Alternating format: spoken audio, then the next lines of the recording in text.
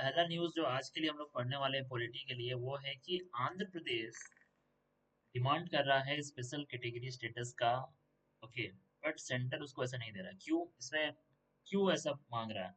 क्योंकि जब आंध्र प्रदेश का कहना है कि जब तेलंगाना आंध्र प्रदेश से हैदराबाद जो उसका मोस्ट इकोनॉमिक हब था आंध्र प्रदेश से तेलंगाना में चला गया, तो उसका काफी अच्छा खासा लॉस हुआ।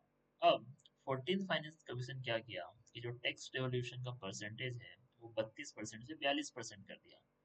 तो फाइनेंस कमीशन का कहना है कि जब हम अनटाइड फंड बढ़ा दिए हैं तो इस तरह के जो अगर फंड को स्टेट मांगता है तो वो इक्विटी के खिलाफ होगा। बट इसके लिए फिर आंध्र प्रदेश डिमांड कर रहा है कि स्पेशल कैटेगरी स्टेटस दो। अब स्पेशल कैटेगरी स्टेटस में कुछ कुछ चीज याद होना चाहिए। Special category status finance commission का ही एक, you can say, Gadgil Mukherjee formula के तहत आया था 1969 में, फिफ्थ फाइनेंस कमीशन के हिसाब से। तो किसी भी स्टेट को अगर स्पेशल कैटेगरी स्टेटस मिलता है उसमें बेसिकली ये होगा कि जो भी सेंट्रल स्पॉन्सर्ड स्कीम होंगे उसमें 90:10 के रेशियो में इनको अपना पार्टिसिपेशन करना होगा। और जो भी फंड होगा वो नॉन लैप्सेबल फंड होगा, आगे फाइनेंशियल ईयर में आगे बढ़ेगा। स्ट्रिक्ट क्राइटेरियाज हैं इसमें कि या तो आप सोशियो इकोनॉमिक बैकवर्ड हो, आपका लो पॉपुलेशन डेंसिटी हो, ट्राइबल एरिया हो, बॉर्डर एरिया हो, अ, या आपका स्टेट फाइनेंस का कोई जुगाड़ नहीं है, नॉन वायबल नेचर हो, तो इस तरह के जो क्राइटेरिया है उसको स्पेशल कैटेगरी स्टेटस दिया जाता है। तो इकोनॉमिक एंड इंफ्रास्ट्रक्चर बैकवर्डनेस के आधार पे आंध्र प्रदेश डिमांड कर रहा है कि भाई दो। तो बेसिक चीज यही है कि एडमिनिस्ट्रेटिव इफिशियंसी का टूल है, ना कि कोई कॉन्स्टिट्यूशनल मैकेनिज्म है। ओके, ना ही ये स्पेशल स्टेटस है जो कि article 371 constitutional special special status दिया जाता है, वो भी ये प्रोविजन नहीं है। तो लास्ट स्टेट जो स्पेशल कैटेगरी में आया था वो तेलंगाना घुस गया था, उसके बाद 14th फाइनेंस कमीशन फ्रीज कर दिया। ठीक है। तो इसमें हम लोग बात कर सकते हैं कि जो फाइनेंस कमीशन का कहना है कि हम इस तरह के डिस्क्रिशनरी ग्रांट्स नहीं देंगे, हम रूल बेस्ड डिवोल्यूशन करेंगे। तो टर्म यूज कीजिएगा, आप फिस्कल ऑटोनॉमी यूज कीजिएगा, आप फिस्कल फेडरलिज्म यूज कीजिएगा, कोऑपरेटिव से कॉम्पिटिटिव फेडरलिज्म आप दीजिएगा। कि जैसे आप एक इसमें बोल सकते हैं कि हम लोग अब ग्रांट दे सकते हैं, अगर ज्यादा अगर कोई कुछ मांगा तो उसको हम लोग ग्रांट दे सकते हैं इंस्टेड ऑफ इस तरह के डायरेक्ट कैटेगरी स्टेटस देने का। ठीक है। तो इक्विटी वर्सेस इफिशियंसी का भी हम लोग बात कर सकते हैं। ठीक है। तो एक फेडरलिज्म से ही सेम नॉन्स पॉइंट आएगा आपका पीएम श्री स्कीम को लेके। ठीक है। अब यहाँ पे न्यूज़ क्या है, यहाँ पे न्यूज़ है कि सरकार पीएम श्री स्कीम लाया। पीएम श्री स्कीम में हो क्या रहा है कि it is scheme, central sponsored scheme to upgrade the schools with the modern pedagogy and as per the national education policy. ठीक है। अब इशू आ रहा है कि सेंटर फंड रिलीज करेगा when you are enrolling in this central sponsored new centre का policies. Okay. पुराने स्कीम्स के फंड रिलीज हो रहे हैं नई स्कीम के पॉलिसीज में ज्वाइन करने की वजह से। तो this is the issues that all the states are pointing here. Okay. So ये एक चीज है। जैसे स्टेट है केरला, तमिलनाडु और वेस्ट बंगाल, ये कह रहा है कि जैसे एजुकेशन क्योंकि शेयर्ड रिस्पॉन्सिबिलिटी है, बट सेंटर कंकरेंट लिस्ट के थ्रू एक गाइडलाइन बना दिया है and they are saying that one size fits all approach है। इसमें क्या होगा कि आप सेंटर का करिकुलम, सेंटर का ब्रांडिंग यूज होगा, तो इससे फंक्शनल ऑटोनॉमी खराब होगा स्टेट्स का, ये उनका कहना है। ठीक है। अब हम लोग को क्या क्या समझना है कि जो एजुकेशन है बेसिकली वो 7th शेड्यूल का सब्जेक्ट है। ठीक है। अब उसमें स्टेट सब्जेक्ट में था ओरिजिनली, और 42nd अमेंडमेंट में आने के बाद वो कॉन्करेंट लिस्ट में आ गया। बट सेंटर भी लॉ बना सकता है, सेंटर का लॉ ओवरराइड होगा स्टेट का एज पर आर्टिकल 254। एक समग्र शिक्षा अभियान 2.0 लॉन्च होता है 2018 में। इसमें क्या होता है कि जो प्राइमरी सर्व शिक्षा अभियान था प्राइमरी स्कूल्स के लिए, राष्ट्रीय माध्यमिक शिक्षा अभियान जो था सेकेंडरी स्कूल्स के लिए, और टीचर एजुकेशन को मर्ज कर दिया जाता है। ठीक है। और इसमें 60-40 का वही वाला जो रेशियो है। अब PM school for rising India एक सेंट्रली स्पॉन्सर्ड स्कीम था जो कि ग्रीन स्कूल बनाने के लिए है। ठीक है, मॉडर्न पेडागोगी के हिसाब से। अब एनईपी तो गाइडलाइन है। ठीक है। अब दिक्कत कहाँ आ रहा है, क्योंकि स्टेट का अपना एससीईआरटी, अपना बोर्ड होता है, अपना सिलेबस होता है। बट अब नेशनल एजुकेशन पॉलिसी को जो स्टेट नहीं अपना रहा है, तो सेंटर बोलेगा कि भाई हम समग्र शिक्षा अभियान 2.0 के तहत का आपका पैसा रोक देंगे। ये जो दिक्कत है, ये इसके वजह से स्टेट्स पॉइंट आउट कर रहे हैं। तो ये इसको बहुत लोग टर्म दे रहा है कोअर्सिव फेडरलिज्म। ठीक है, कि गोल होना चाहिए था कोऑपरेटिव फेडरलिज्म। तो ये जो कंडीशनल ग्रांट है वो कोर्सिव फेडरलिज्म की ओर चला गया है। ठीक है, तो बहुत सारा कीवर्ड है जो आप यूज कर सकते हैं कि जो पावर है पर्स का। ठीक है, क्योंकि पर्स का पावर सेंटर के पास है, उसका फिजिकल डोमिनेंस है। और जो स्पिरिट है लिस्ट का, कि क्यों कंकरेंट लिस्ट में है, तो उसका स्टेट के पास भी तो है। तो power of purse versus spirit of list. Executive federalism को समझना होगा कि गाइडलाइंस के हिसाब से आपको अपना पॉलिसी बनाना पड़ रहा है। एसिमेट्रिक फेडरलिज्म टर्म है, आप यूज कर सकते हैं। ठीक है, और पूंजी कमीशन, सरकारी कमीशन को तुरंत पॉइंट आउट कीजिए। तो देखिए 16 फाइनेंस कमीशन आ गया है अरविंद पनगरिया जी के साथ। तो आप देखिए फाइनेंस कमीशन में कभी भी क्वेश्चन आए ना, तो एक ये पॉइंट याद रखिए कि जो स्टेट लोग हैं नाराज है। क्यों नाराज है? कि सेसिफिकेशन हो रहा है आपका बजट का। मतलब कि जो वर्टिकल डिवोल्यूशन है, ठीक है, कि जो स्टेट को मिल रहा है, जैसे ये लोग सेंटर क्या बोला कि हम भाई 41% आपको देंगे। ठीक है, बट वो इफेक्टिव शेयर 31% का है। क्यों? क्योंकि सेंटर ज्यादा मनी मनी कलेक्ट कर रहा है थ्रू सेस एंड सरचार्ज, जो कि डिविजिबल पूल में नहीं जा रहा है। ठीक है, अल्टीमेटली क्या है, मतलब कि जो डिविजिबल पूल में जो मनी आएगा उसको सेंटर 41% देगा। बट सेंटर अगर बोले कि जो मेरा 41% वाला जो पूल है हम उसमें पैसा डालेंगे ही कम, तो स्टेट का ये कंप्लेन है। ठीक है, तो वर्टिकल और हॉरिजॉन्टल डिस्ट्रीब्यूशन पता होना चाहिए। तो सबसे पहले फाइनेंस कमीशन का कुछ कुछ स्टैटिक याद होना चाहिए कि फाइनेंस कमीशन प्रेसिडेंट के द्वारा अपॉइंटेड बॉडी है, आर्टिकल 280 में लिखा हुआ है। एक चेयरमैन होगा, 4 मेंबर होगा। क्वालिफिकेशन फाइनेंस कमीशन एक्ट 1951 में लिखा हुआ, भैया इतना सही है। तो फाइनेंस कमीशन का हॉरिजॉन्टल डिवोल्यूशन का क्या फॉर्मूला रखा है? तो 100% है, तो 45% आपका इनकम डिस्टेंस पे डिपेंड करता है। जो पॉपुलेशन पे 15%, एरिया पे 15%, तो 75% खत्म। अब फॉरेस्ट इकोलॉजी पे 10%, 85%। और डेमोग्राफी पे आपका 12.5%, और टैक्स कलेक्शन और इफर्ट पे 2.5%। ठीक है, अब देखो कुछ कुछ आर्टिकल जो याद रखो। आर्टिकल 280 तो हम लोग याद रखेंगे फाइनेंस कमीशन का। आर्टिकल 270 कहता है कि जो सेस और सरचार्ज का पैसा है ना, वो आपका कंसोलिडेटेड फंड वाले पूल में नहीं जाएगा। ठीक है, सेंटर के साथ रहेगा। ठीक है, फाइनेंस कमीशन का एडवाइस एडवाइजरी है। और स्टेट फाइनेंस कमीशन अपॉइंट करने का पावर गवर्नर को है under article 243 I and 243 Y. ठीक है, और जो फाइनेंस कमीशन जो ग्रांट देता है, ग्रांटिंग एड जो देता है स्टेट को कंसोलिडेटेड फंड ऑफ इंडिया से, वो फाइनेंस कमीशन ही रिकमेंड करता है। मतलब आर्टिकल 280 के तहत, आर्टिकल 275 के तहत फाइनेंस कमीशन का पावर है। तो फाइनेंस कमीशन का बात आए तो 275, 280 तुरंत हिट कर जाना चाहिए दिमाग में। ठीक है, कुछ कुछ टर्म है जो याद रखो यहाँ पे। इंडियन रेवेन्यू का सेसिफिकेशन हो रहा है। ठीक है, तो वर्टिकल इक्विटी गड़बड़ा रहा है। नॉर्थ साउथ में फिजिकल डिवाइड आ जाएगा कि डेमोग्राफिक पेनल्टी मिल रहा है लोग को, ये लोग बोलेगा। अब थर्ड टायर को पैसा नहीं मिल रहा है। फाइनेंशियल एनिमिक, ये सब अच्छा अच्छा वर्ड है। ठीक है, vertical imbalance versus horizontal equity. ठीक है,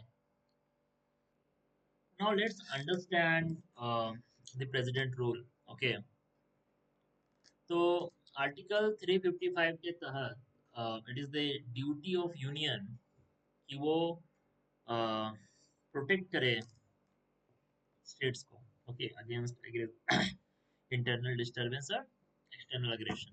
ठीक है, सिक्किम, शायद मणिपुर का बात हो रहा है यहाँ पे। तो कुछ कुछ आर्टिकल एक साथ पढ़ना होगा। 355, 356 और 365। 355 है कि सेंटर का ड्यूटी है। 356 है कि आ, हम लोग स्टेट इमरजेंसी लगा रहे हैं, तो 356 इज अबाउट द एक्शन। और 365 है कि क्या ग्राउंड्स होना चाहिए। ठीक है, कि स्टेट यूनियन का डायरेक्शन, मतलब 365 है जो वो तुमको क्या ट्रिगर किया है वो बताएगा। 355 उसका ड्यूटी बताएगा। और 356 तो एक्शन ही है। ठीक है, तो 356 में ग्राउंड दिया हुआ है। पहला है कि गवर्नमेंट, जो स्टेट गवर्नमेंट है, वो कॉन्स्टिट्यूशनल प्रोविजंस के हिसाब से नहीं चल रहा है। और और 365 में है कंडीशन दिया हुआ है कि स्टेट जो है यूनियन का डायरेक्शन फॉलो नहीं कर रहा है। ठीक है, दोनों ही केस में आप स्टेट इमरजेंसी तो प्रोक्लेमेशन से लगा देगा, अब उसको पार्लियामेंट्री अप्रूवल चाहिए दो हाउस से विद इन 2 मंथ्स। ठीक है, ये नियम है, सिंपल मेजोरिटी से पास करना होगा। इनिशियल अप्रूवल 6 महीना का मिलेगा और 6 6 महीना पे तुमको ये करना होगा। ठीक है, 6 महीना का मिलेगा बट तुम उसको एक्सटेंड कर सकते हो, विद 3 साल तक एक्सटेंड होगा मैक्सिमम, 6 6 महीना का एक्सटेंशन पे। ठीक है, और अगर बियॉन्ड 1 साल का एक्सटेंशन है, हो रहा है, तो तभी हो सकता है जब या तो नेशनल इमरजेंसी हो या इलेक्शन कमीशन ये सर्टिफाई कर दे कि वहाँ अभी इलेक्शन कराना पॉसिबल नहीं है। ठीक है, अब लेजिस्लेचर पे क्या इम्पेक्ट करेगा, जो उसका लेजिस्लेचर है सस्पेंड हो जाएगा। पहले था डिसोल्व भी कर सकता था बट एसआर बुक में आने के बाद सस्पेंडेड स्टेट में चला जाएगा।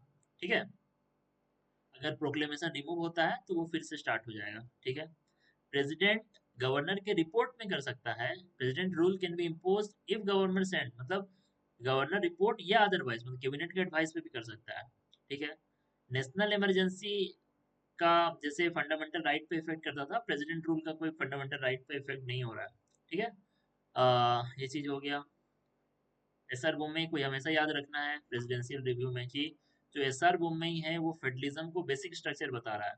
ठीक है, तो 356 को हम लोग को एज एक्सेप्शनल पावर यूज करना है, daily law and order changes के लिए यूज नहीं करना है। ठीक है, फ्लोर टेस्ट ही असली टेस्ट है। ठीक है, कि मेजोरिटी ऑफ गवर्नमेंट को डिसाइड करने के लिए गवर्नर का चेम्बर नहीं है, फ्लोर टेस्ट है। ठीक है, फिर तीसरा है कि रिपोर्ट ऑफ गवर्नर डायरेक्ट नहीं, सब्जेक्टिव रिपोर्ट नहीं बनाना हो, we need to give objectivity. Arbitrary power की पावर जुडिशियल रिव्यू कर सकता है, जैसे उत्तराखंड में, अरुणाचल में 356 को कोर्ट चैलेंज कर दिया। 355 का सील्ड को देखना होगा कि आर्टिकल किस यूनियन का पावर दिखाता है, union is just not a silent spectator if there is certain prolong ethnic violence is going on, तो कॉन्स्टिट्यूशनल मैंडेट है कि यूनियन इंटरवीन कर सकता है। ठीक है, तो नेशनल इमरजेंसी को 50 साल होने वाले हैं, तो इसके लिए तो इम्पोर्टेंट हो जाता है। तो हम लोग को समझना होगा कि how the 44th amendment is act like the fortification of the constitution. Okay, so we are not just in the sense of committed judiciary, we want a proactive judiciary that would be a protector of the basic structure. Okay, so 42nd constitutional amendment में क्या हुआ और 44 में क्या क्या हुआ। तो national emergency का ग्राउंड लिखा हुआ 352 में, पहले लिखा हुआ था एक्सटर्नल एग्रेशन आर्म्ड, पहले इंटरनल डिस्टर्बेंस लिखा हुआ था, उसको आर्म्ड रिवेलियन से चेंज कर दिया 44th अमेंडमेंट। ठीक है, अब उसमें पहले था कि प्रेसिडेंट कर सकता है ऑन द एडवाइस, प्रेसिडेंट लगा सकता है। ओके, बट अब है कि स्ट्रिक्टली लिखा हुआ है कि रिटर्न रिकमेंडेशन होना चाहिए प्रेसिडेंट का, ये भी 44th अमेंडमेंट के हिसाब से है। पार्लियामेंट्री जैसे सिंपल जो स्टेट इमरजेंसी है वो 2 महीना में अप्रूव करना होगा विद सिंपल मेजोरिटी, यहाँ ऐसा नहीं है, 1 मंथ में अप्रूव करना होगा with special majority, both house में स्पेशल मेजोरिटी 2 है। रिवोक करने के लिए आपको कुछ नहीं करना है, सिंपल मेजोरिटी से लोकसभा में एक रेजोल्यूशन पास कर देना है। ठीक है, प्रेसिडेंट उसको रिवोक करना होगा, मस्ट रिवोक। अब 352 के साथ कौन कौन सा फंडामेंटल राइट हटता है वो याद रखिए। तो 358 में चीज लिखा हुआ है कि नेशनल इमरजेंसी के दौरान सिर्फ जब वॉर या एग्रेशन के हिसाब से हुआ है तो आपका आर्टिकल 19 एब्रप्ट हो जाएगा, बट अगर आर्म्ड रिवेलियन हुआ है तो भी आर्टिकल 19 सेफ रहेगा। आर्टिकल 359 क्या बोल रहा है कि नेशनल इमरजेंसी के दौरान प्रेसिडेंट सस्पेंड कर सकता है आपका right to move court for enforcing your right. तो इसको एडीएम जबलपुर बोला था कि आर्टिकल 21 भी सस्पेंड हो जाएगा, बट एडीएम जबलपुर केस के बाद सुप्रीम कोर्ट ये बोला कि भाई नहीं, आपका आर्टिकल 20 और आर्टिकल 21 तब भी सिक्योर रहेगा। ठीक है, और आर्टिकल 352 पढ़ लिए, 356 पढ़ लिए, 360 पढ़ लिए, सब में प्रेसिडेंशियल सेटिस्फेक्शन जरूरी है। प्रेसिडेंशियल सेटिस्फेक्शन जो है यहाँ पे, पहले 38th अमेंडमेंट जो आया 1975 में, वो बोला कि भैया ये प्रेसिडेंशियल सेटिस्फेक्शन का जुडिशियल रिव्यू आप नहीं कर सकते। 39th अमेंडमेंट आया, बोला कि जो इलेक्शन डिस्प्यूट होगा प्रेसिडेंट, वाइस प्रेसिडेंट, स्पीकर का और प्राइम मिनिस्टर का, 4 पोस्ट है, कि वो जुडिशियल स्क्रूटनी से बाहर है। ठीक है, तो ये सबको भी हटाया गया। ठीक है, डीएम जबलपुर का केस याद रखिए, डिफेक्टो यूनिटरी स्टेट हो जाता है, ये याद रखना है। और क्या है, तो एक और नुआंस है आपका फॉरेनर्स एंड इमिग्रेशन एक्ट को लेके। जब भी फॉरेनर्स और इमिग्रेशन एक्ट ऑफ 2025 का बात हो तो दिमाग में सन से आना चाहिए असम। देखो, इमिग्रेशन एंड फॉरेनर्स एक्ट सब जगह लगा है, बट असम में चैलेंज है कि इलीगल माइग्रेंट को लेके अब दो डेट है उन लोगों के पास। क्योंकि असम में पहले से असम अकॉर्ड है, जो कि बोल रहा है कि 24 मार्च 1971 से पहले जो भी इलीगल माइग्रेंट आया है, के बाद आया है, उसको हमको डिपोर्ट करना है।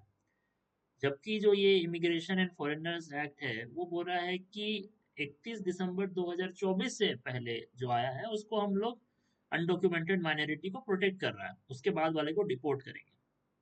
तो ये डुअल जो सिचुएशन आ गया है असम के लिए, ये थोड़ा दिक्कत। अब इसमें हुआ क्या है एक्चुअल में, ये जो इमिग्रेशन एंड फॉरेनर्स एक्ट है ये कंसोलिडेटेड लॉ है। चार लॉ सबमर्ज हुआ है इसमें। तो आपका पासपोर्ट एंट्री एक्ट है, रजिस्ट्रेशन ऑफ फॉरेनर्स एक्ट है, फॉरेनर्स एक्ट है। इसमें क्या क्या किया किया, तो एक ब्यूरो ऑफ इमिग्रेशन अब स्टेचुटरी बॉडी है, और उसको फर्स्ट क्लास जुडिशियल मजिस्ट्रेट का पावर है फॉरेनर ट्रिब्यूनल को। अब वो अरेस्ट वारंट इशू कर सकता है, डिटेंशन सेंटर सीधे भेज सकता है। ठीक है, अब सारे ही फॉरेनर्स का बायोमेट्रिक लेना जरूरी है। अब जो 31 दिसंबर 2024 के बाद आएगा वो इलीगल माइग्रेंट नहीं होगा, उसको अनडिजायरेबल फॉरेनर बनना होगा, कि उसका अनडिजायरेबल फॉरेनर का टैग है तो उसका डिपोर्टेशन प्रायोरिटी है। अब जो भी इलीगल माइग्रेंट जो नॉन सिटीजन है उसको कौन कौन सा राइट है, नॉन सिटीजन को भी 15, 16 और 19 को छोड़ के 20, 21, 22 का राइट है। ठीक है, 20, 21, 22 का राइट है, तो ये चीज याद रखना है। और आर्टिकल 22 जो है डिटेंशन के अगेंस्ट है, 20 जो आपका सेल्फ कन्विक्शन वाला है, और ये 21 आपका लाइफ वाला है। ठीक है, इसमें दिक्कत कहाँ आ रहा है ना, कि यहाँ पे है कि यहाँ पे जो गिल्टी है उसको ही प्रूफ करना होगा, बर्डन ऑफ प्रूफ यहाँ रिवर्स है, इसलिए यहाँ दिक्कत है। और असम का परपेचुअल ट्रांजिशन है, ये सब है। और एग्जीक्यूटिव ऑर्डर से स्टेचुटरी प्रोसेस बन गया है, ये चीजें हैं। एक चीज और है जो ऐड कर देते हैं अपने लोग, कि जो भाई सिटीजनशिप एक्ट 1955 का जो 6A है जो असम अकॉर्ड को ये करता है, वो बोलता है कि आप वैसे लोगों को, वैसे इमिग्रेंट को सिटीजनशिप नहीं दे सकते जो कि असम में आए हैं 25 मार्च 1971 के बाद। ठीक है, ये चीज याद रखना है। एक और पॉइंट, हाँ इसमें जरूरी पॉइंट है कि श्रीलंकन तमिल्स को भी परमिशन नहीं है। और जो प्रोटेक्शन मिला है वो 24 जो दिसंबर 2024 वाला, 31 दिसंबर 2024 से पहले वाला, ठीक है, वो वो मिला है तुमको। Undocumented minority Hindu, Sikh, Buddhist, Jain, Parsi, Christian जो अफगानिस्तान, पाकिस्तान और बांग्लादेश से आए हैं। ठीक है, बहुत ही नुआंस पॉइंट है, पर हमको लग रहा है कवर कर लेना चाहिए, कि बहुत लोगों को कंफ्यूजन हो सकता है कि जब सीए जो आया 2019, उसका रूल्स आया है सीए 2024 में, तो सिटीजनशिप अमेंडमेंट एक्ट का मेन काम था आपका परसिक्यूटेड माइनॉरिटी को सिटीजनशिप देना। ठीक है, जबकि जो इमिग्रेशन और फॉरेनर्स एक्ट है इसका मैंडेट है डिपोर्ट करना इलीगल माइग्रेंट्स को। ठीक है, तो बेसिकली इसका जो एग्जाम्पशन ऑर्डर है, इसमें किसको किसको डिपोर्ट करने से एग्जेम्प्ट करेंगे, ये बताया गया। इट मीन्स कि जो बांग्लादेश, पाकिस्तान, अफगानिस्तान से जो ये माइनॉरिटी, हिंदू, मुस्लिम, सिख, क्रिश्चियन, पारसी, जैन, अगर ये आते हैं, समझ लीजिए इस डेट के बीच में 31 दिसंबर 2014 से 31 दिसंबर 2024 के बीच में, तो अब उनके पास सिटीजनशिप का रूट नहीं है। अब उनके पास डिपोर्ट नहीं होने, मतलब उनको डिपोर्ट नहीं किया जाएगा, बट सिटीजनशिप का रूट नहीं है। तो ये समझ लीजिए, तो सिटीजनशिप अगर आपको मिल जाता है, अगर आप 31 दिसंबर 2014 से पहले आ जाते हैं in form of illegal migrant, but illegal and migration act क्या बोल रहा है कि अब आप 31 दिसंबर 2024 से भी पहले आए होंगे तो आपको अब हम लोग डिपोर्ट नहीं करेंगे। ठीक है, देखिए श्रीलंकन तमिल यहाँ पे इंक्लूड नहीं है सीए में, बट श्रीलंकन तमिल यहाँ पे इंक्लूड है। अगर श्रीलंकन तमिल सेंटर लिया है 9 जनवरी 2015 से पहले, तो उसका कट ऑफ डेट 9 जनवरी 2015 है।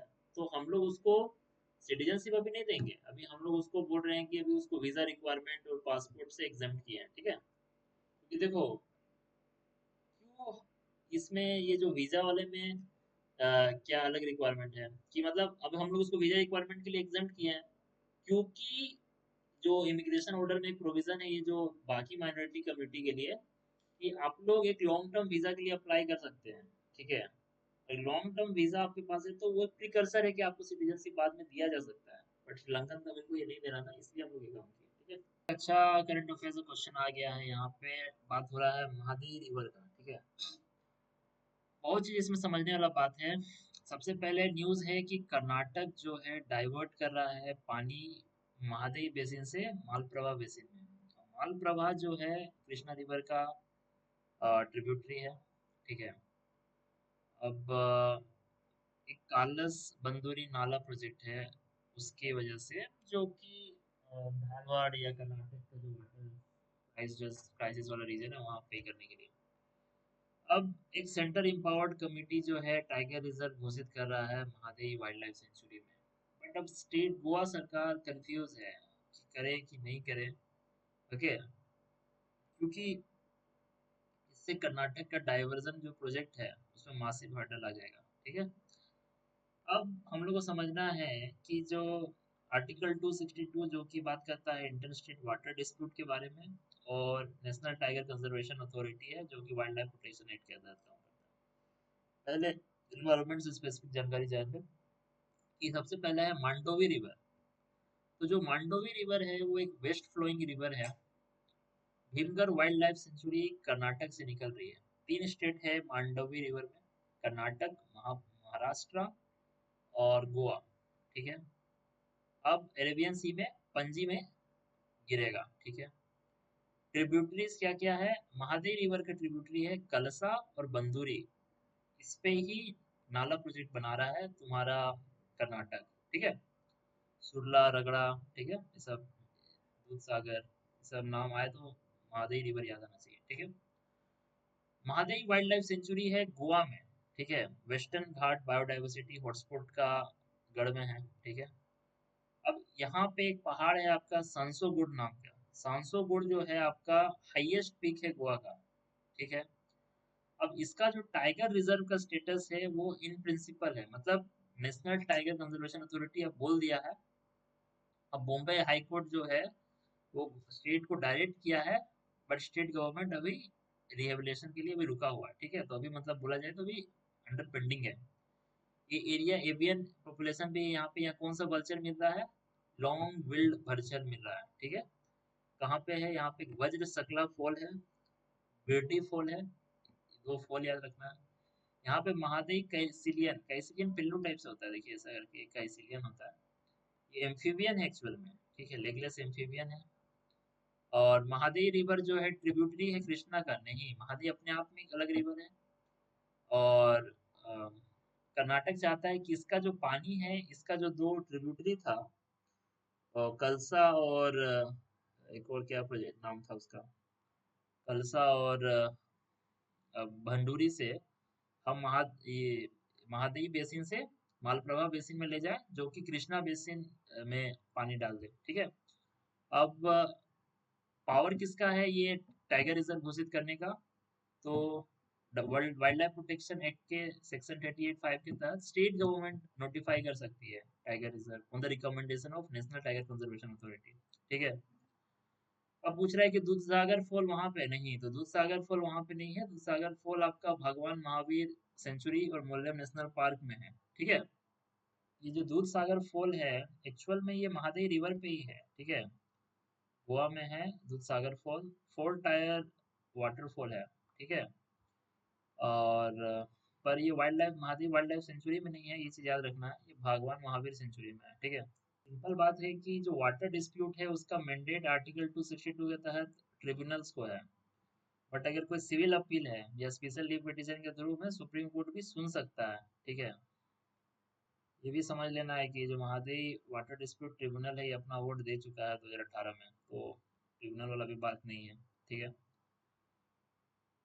अच्छा पॉइंट है लाइफलाइन और पाइपलाइन। आप बोल सकते हैं कि कोई रिवर या रिवर बेसिन किसी एक स्टेट के लिए लाइफलाइन हो सकता है उसका इकोलॉजी के लिए, बट किसी दूसरा स्टेट के लिए वो पाइपलाइन हो सकता है। ठीक है, कि आप उसका ड्रॉट प्रोन एरिया को बचा पाए। ठीक है, ये वाला भी अच्छा पॉइंट है कि अगर मांडोवी रिवर ऊपर की ओर उसका फ्लो घट गया तो सेलिनिटी इंग्रेस बढ़ जाएगा नीचे, तो ये जो आपका स्वाम्प है, मेरिस्टिका स्वाम्प और मैंग्रोव जो है गोवा में, वो दिक्कत हो जाएगा। टाइगर रिजर्व इकोलॉजिकल फेडरलिज्म, कि tiger reserve status as a tool to block infrastructure projects new dimension of wild life rights. ठीक है, समझ सकते हैं। ठीक है, अच्छा अच्छा पॉइंट है। कर्नाटक का एक प्रोजेक्ट हम लोग समझ गए महादेवी रिवर पे, जो कि गोवा वाले बॉर्डर पे लगेगा। और एक अब नीचे आ जाइए केरला बॉर्डर पे, वहां पे एक और प्रोजेक्ट है आपका। वहां पे बहुत सारा दिक्कत आ रहा है कि आपका वेस्ट फ्लोइंग रिवर है नेत्रावती रिवर। अब देखिए मेन इशू क्या है ना, कि जो ये वेस्ट फ्लोइंग रिवर है उसका पानी ये लोग ईस्ट फ्लोइंग रिवर में ले जाना चाह रहा है। ठीक है, तो उस वजह से मतलब जैसे जो आपका नेत्रावती है या महादेवी है वेस्ट फ्लोइंग है, जो आपका मालप्रभा या कृष्णा रिवर बेसिन है, ये आपका कृष्णा का ही ट्रिब्यूटरी है मालप्रभा, तो ये सब ईस्ट फ्लोइंग रिवर है। या तुंगा से भद्रा में जो ले जा रहा है, तो ये दो प्रोजेक्ट है। पहला है यट्टिनाहोल इंटीग्रेटेड प्रोजेक्ट। ठीक है, ये जो यट्टिनाहोल प्रोजेक्ट है, इसमें क्या हो रहा है आपका, लिफ्ट लिफ्ट इरिगेशन प्रोजेक्ट है।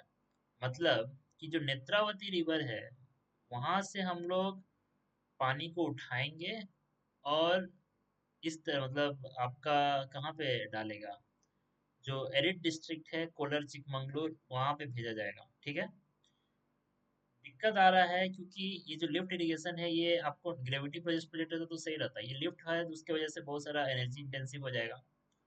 अब नेत्रावती रिवर जो है आपका चिकमंगलुर से निकल रही है, बंगरा बल्गी वैली है वहां से। ठीक है, कुमार धारा याद रखना है, ये उप्पिनागढ़ी सेक्रेट साइट है वहां पे है। ठीक है,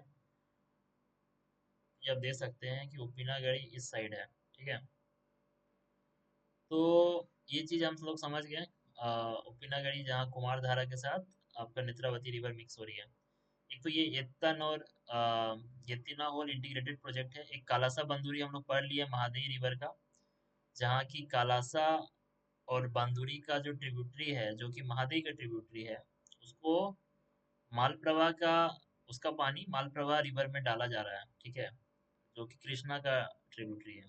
ठीक है, तो गोवा इसका अपोज कर रहा है, डाउनस्ट्रीम में है जो। ठीक है, एक अपर भद्रा प्रोजेक्ट है, तो जो ये तुंगा भद्रा ये जो है आपकी कृष्णा की ही ट्रिब्यूटरी है, तो तुंगा से भद्रा रिजर्वोयर पे ले जाया जा रहा है, फिर वहां से अलग जगह ले जाया जा रहा है। ठीक है, तो ये अपर भद्रा प्रोजेक्ट है, ये तो उसको नेशनल स्टेटस मिला हुआ है।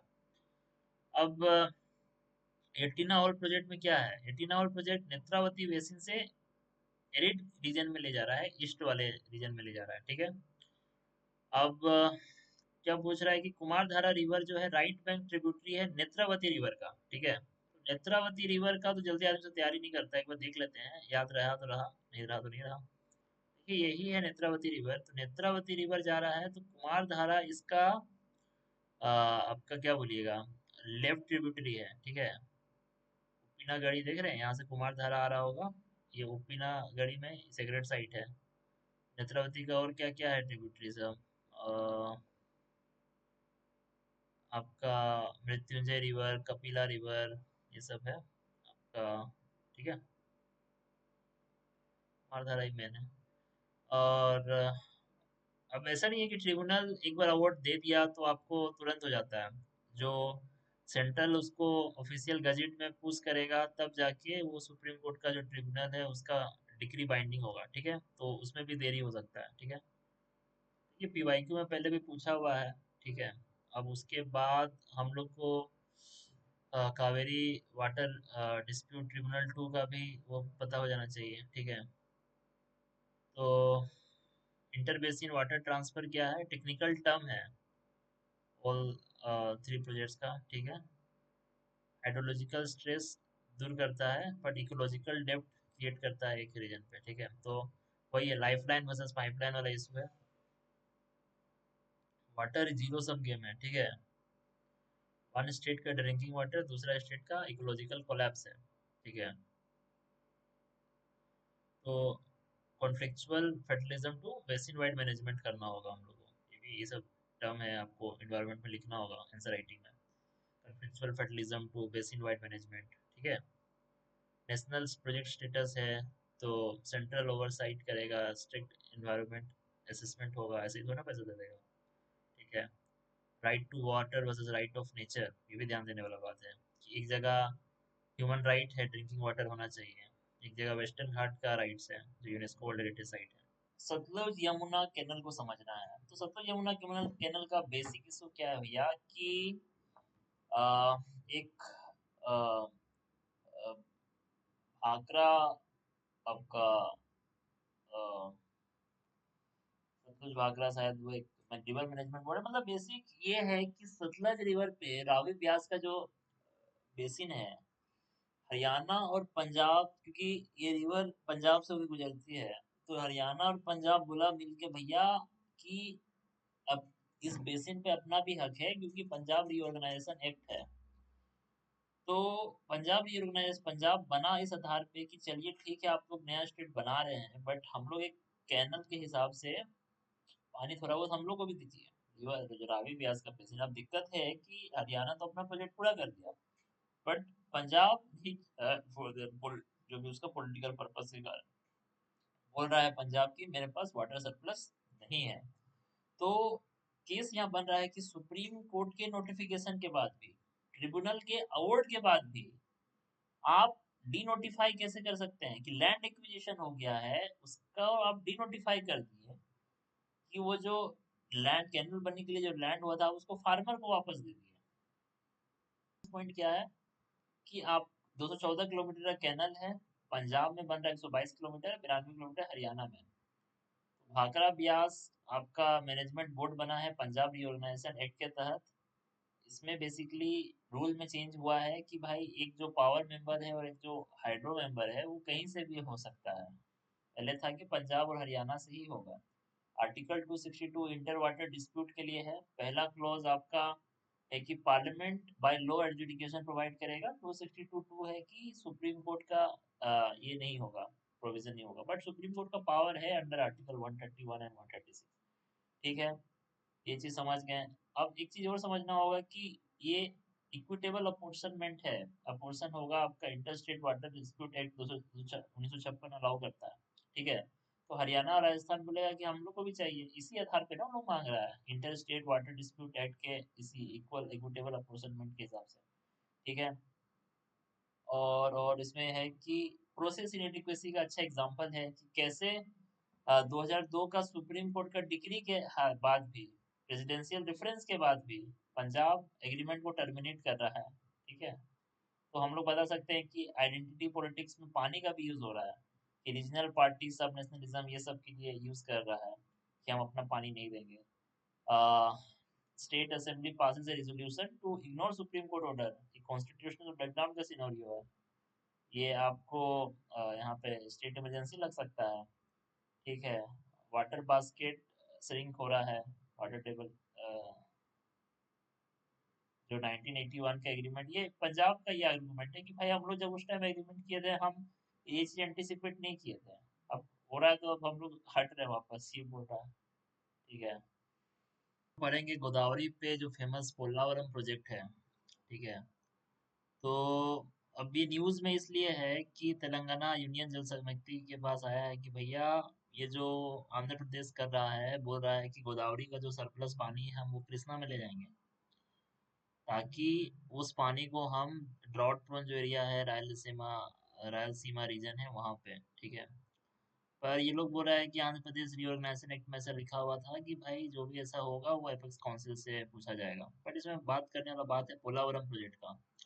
तो पोलावरम प्रोजेक्ट गोदावरी पे है, पोलावरम एक नेशनल प्रोजेक्ट है, इसका राइट और लेफ्ट कैनल है, ठीक है। ये क्या करेगा, पानी को उठाएगा, लिफ्ट करेगा और कैनल के थ्रू बंका चरला बोल के जगह है, अब बंका चरला कुर्नूल डिस्ट्रिक्ट में है, वो क्या करेगा, डिस्ट्रीब्यूशन हब है, ठीक है। अब वहां पे श्रीशैलम राइट बैंक कैनल है, ठीक है, और तेलुगु गंगा प्रोजेक्ट है, ठीक है। और अब क्या होगा कि आ, बलका बंका चरला तक आ गया। बंका चरला से एक कैनल बना हुआ है, ठीक है। बंका चरला से आपका 31 किलोमीटर का टनल है जो आपका नलमल्ला हिल से पास होगा। अब दिक्कत है कि जो नलमल्ला फॉरेस्ट है, ये सबसे बड़ा टाइगर रिजर्व है, नागार्जुन सागर श्रीशैलम टाइगर रिजर्व, ठीक है। तो एक और है कि गोदावरी डिस्प्यूट ट्रिब्यूनल में था कि आप पानी यूज कर सकते हैं, बट ऊपर वाले को दिक्कत नहीं होना चाहिए फिर, ठीक है। इसमें भी आपको national board for wild life से पूछना होगा, ठीक है। पोलावरम और श्रीशैलम, पोलावरम तो आंध्र प्रदेश में है, श्रीशैलम आपका आंध्र प्रदेश तेलंगाना बॉर्डर पे है, ठीक है। ये समझना होगा। और एक है कि पोस्ट बाइफरकेशन फ्रिक्शन भी हो सकता है, ठीक है। एक चीज है हाइड्रोलिक रेडिकलिज्म है, कि नेचुरल रिवर फ्लो चेंज कर देगा, ठीक है। रायलसीमा फैक्टर क्या है कि सोशियो इकोनॉमिक इम्पेरेटिव है, जबकि तेलंगाना उसको रिसोर्स थेफ्ट मान रहा है। तो जीरो सम गेम है, ठीक है।